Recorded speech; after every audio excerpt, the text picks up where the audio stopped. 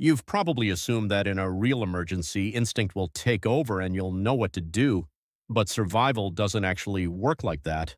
Most people don't fail in a crisis because they lack courage or physical ability. They fail because their brain locks up in the first few seconds and never recovers. Now, let me show you a method that fixes this. It works before the emergency ever happens, and when the moment arrives, your body and mind are already prepared to move. Let's begin. This method is based on one key idea.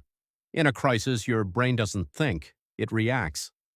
And the reaction it defaults to is not always the right one.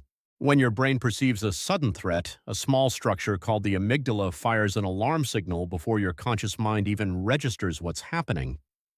That alarm triggers a flood of adrenaline and cortisol. Your heart rate spikes, your vision narrows, your breathing becomes shallow and fast, and the part of your brain responsible for logical thinking, the prefrontal cortex, gets partially shut down. This is called an amygdala hijack. Your emotional brain takes the wheel, and your rational brain is pushed to the back seat. This is why people freeze at exactly the wrong moment. It's not weakness, it's biology. The brain is doing what it was built to do, reacting before thinking. The problem is that in most real emergencies, the first 5 seconds are the ones that determine everything.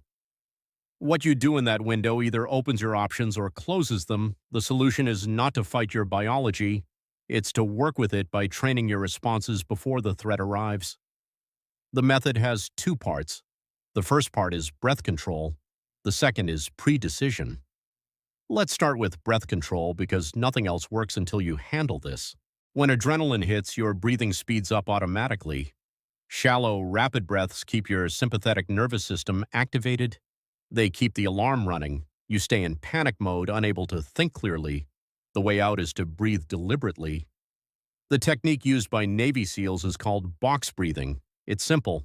Inhale slowly for 4 seconds, hold for 4 seconds, exhale slowly for 4 seconds, hold again for 4 seconds. That's one cycle. This pattern sends a direct signal to your nervous system that the immediate threat has passed.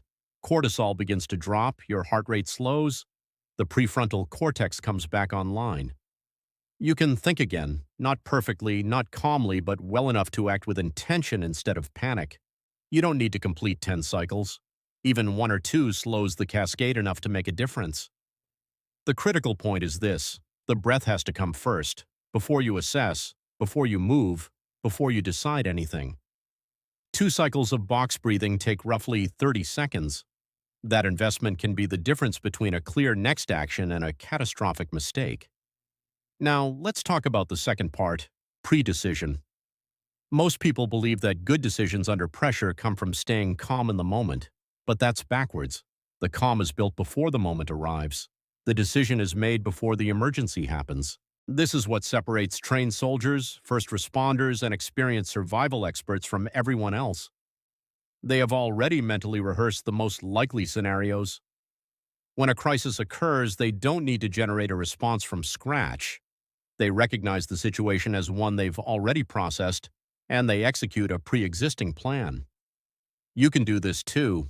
It doesn't require special training. It requires a specific habit of thinking. Here's how to apply it. Identify the most likely emergencies in your daily environment: a fire at home, a medical emergency, a car accident, a power outage that lasts days, a physical confrontation. You don't need an exhaustive list. 3 to 5 realistic scenarios are enough. For each one, mentally walk through your first 3 actions. Not a detailed plan, just the first 3 moves. Get low and move toward the exit. Call emergency services and give your location. Apply direct pressure and keep the person still, that level of specificity. The brain stores these as practice responses. When the real event occurs and the amygdala fires, the logical brain doesn't have to generate an answer under pressure. It retrieves one it already has. This is why trained people move when untrained people freeze. Movement isn't courage in that moment, it's memory. To apply both parts together, the practice is straightforward.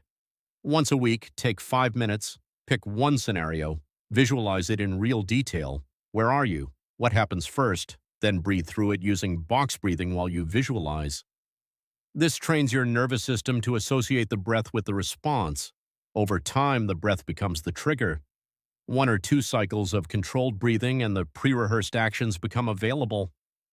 Do this for a few months and the change becomes noticeable, not in your confidence, but in your clarity. The situations that once caused your mind to go blank start to feel like something you've already handled, because in a real sense you have. For most people, a few months of this practice is enough to fundamentally change how they respond in a crisis.